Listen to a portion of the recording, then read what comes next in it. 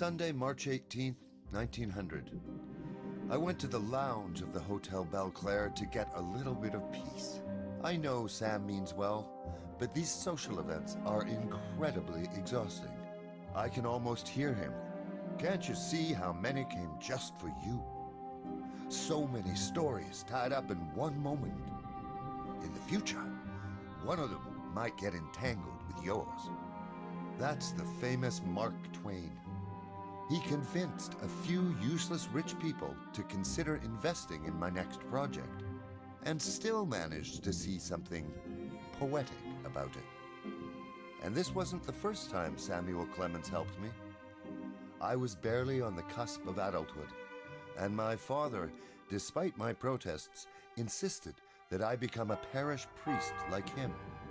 But God had other plans. I found myself on my deathbed. My doctor gave me months to live, and all hope escaped me. But one day, a book fell into my lap. It was outstanding.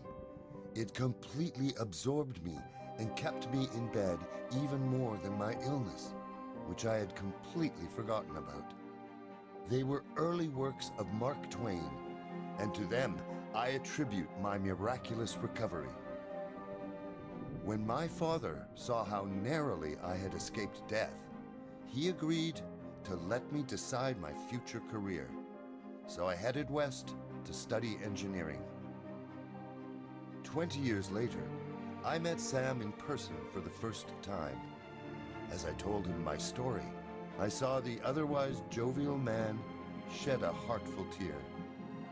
Suddenly, I was snapped out of my daydream. A friendly, "Howdy, Nicola," came from behind me, and an ornate wooden cube landed on the table in front. "With the help of a skilled carpenter, I prepared a gift for you, just for this occasion," Sam continued. "I wonder if you can guess what it is." What was it that Sam brought me?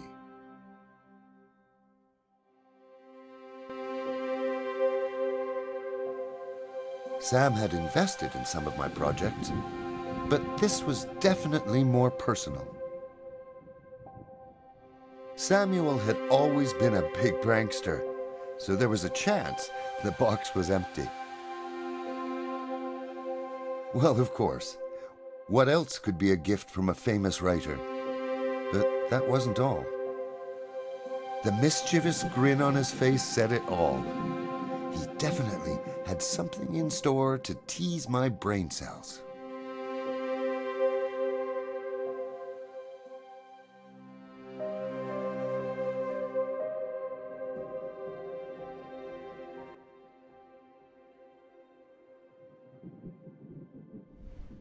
Precise workmanship. The internal mechanism must be very complex.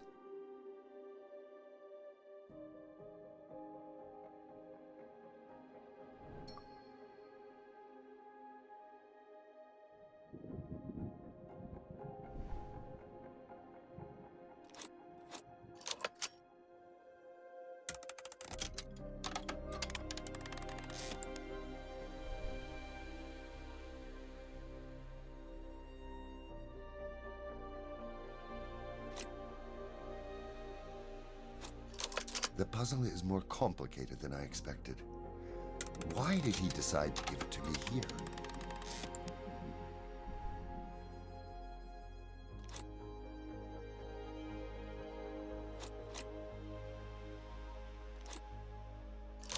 Didn't he mention a meeting with a potential investor?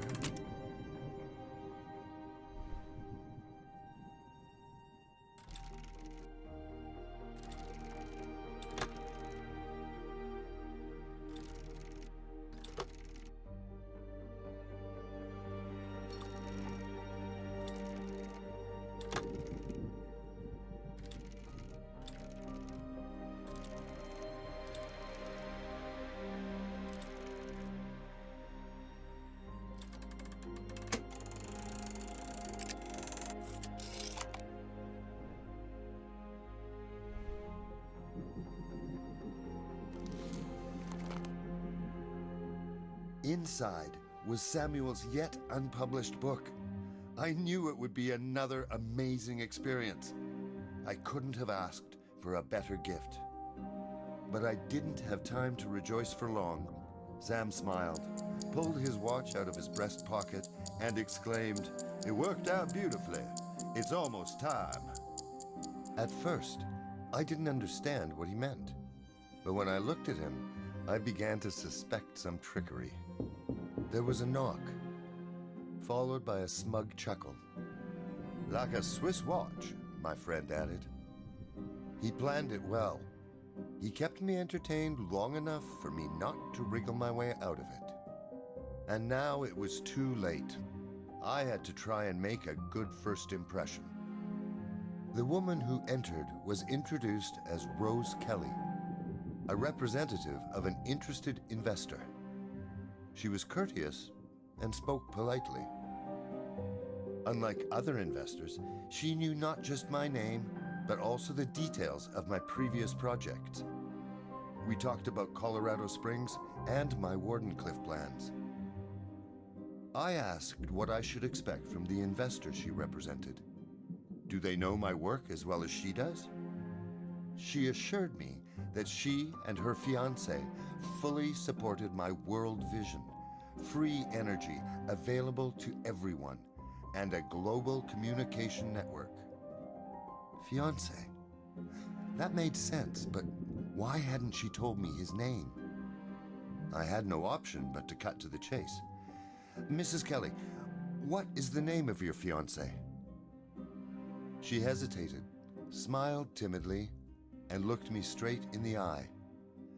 "Alistair Crowley," she said in a weak voice, as if she already knew my reaction. At that moment, just one thought took over my mind. Alistair Crowley was... I had no evidence, but Alistair Crowley often boasted artifacts of dubious provenance. I knew enough about the man. To associate my name with his would cost me the trust of the scientific community. But it wasn't his fiancé's fault. I suppressed my rising indignation and replied calmly, "Mrs. Kelly, I very much appreciate your interest and your offer. It was a pleasure to meet you, and I will certainly let you know. But for now, I need some time to think." Perhaps it sounded colder than I intended, because she just sadly nodded her head and left the lounge with a farewell. Samuel looked at me with a questioning expression. I had to explain it to him. "You've never heard of Crowley? He tells people tales of demons, magic, and other worlds. A charlatan. The nonsense people like him put out makes the work of all scientists and inventors that much harder." Samuel pondered and replied, "My friend, wouldn't it be better to give him a chance? You know your financial situation.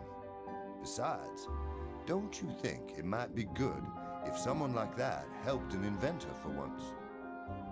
I shook my head. I appreciated his good intentions, but my principles were always important to me, and on that day, I chose to follow them.